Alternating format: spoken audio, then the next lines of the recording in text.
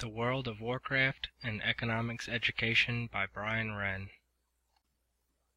The World of Warcraft, or WoW, is a massively multiplayer online role-playing game, shortened to MMORPG.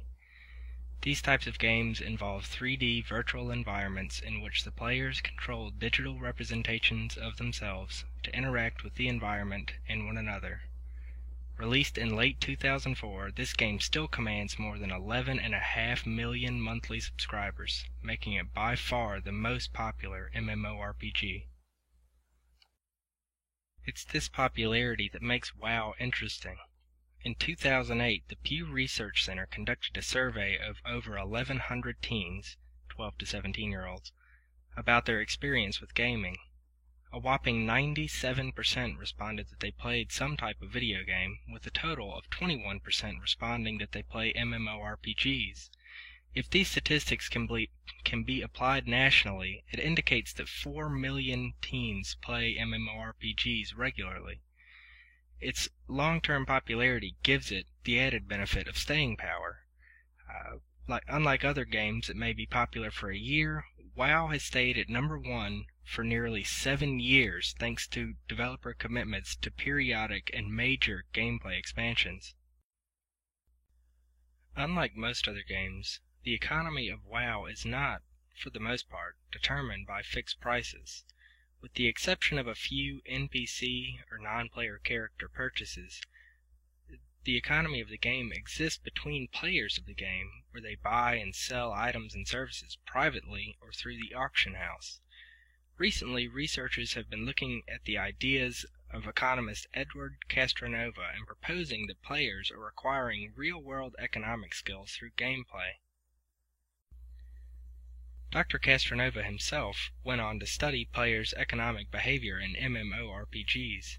He wondered if the fantasy setting and the virtual nature of the economy impacted the actions of players differently than the real-world economy. He found that the law of design held in fantasy environments. In other words, virtual economies are no mere fantasy. A lot of attention has been given to games recently, a significant portion of which has been criticism that has resulted in what are called serious games. Serious games are the new edutainment.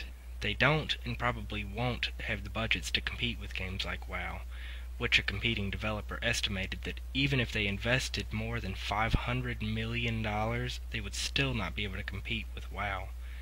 Serious games are made to teach first and entertain second, if at all, and I think that they have limited motivational value once you get past the first spike of motivation.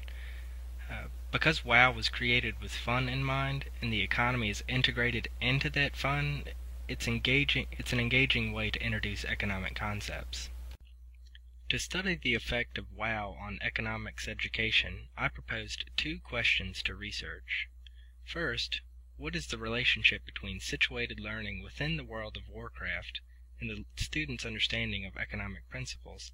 And 2, how does student in-game experience affect the transfer of abstract economic theories into real-world situations? In my lit review, I found that several studies indicate that video games can be used to educate, and others that even pointed to the potential, specifically of MMORPGs like WoW, in economics education. Though much of the economics research was theoretical, focusing on the similarity of virtual and real economies rather than how you could use it to teach. Other studies have discounted using video games, calling them distracting or misleading, but I believe that using WoW to teach about economic concepts is different because participating in the economy of the game is integral to playing the game. It's not a injected educational aspect. So becoming distracted is more akin to the flow Csikszentmihalyi theorized.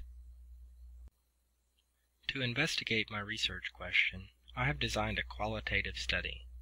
Because I'm largely concerned with how WoW affects student motivation, I decided qualitative would be most appropriate. The study will involve an introductory economics class on the college level. I chose to go with higher education because of the rating of the game and the freedom of materials used in classes. The study will take place over an entire semester, following a single semester and 2 classes. The control class in my study will involve the instructor delivering a lecture similar to their usual instructional method. The experimental class will incorporate playing WoW outside of class in a simplified problem-based learning style, in which students will be given the goal of earning as much money as possible over the semester using any means they wish. In the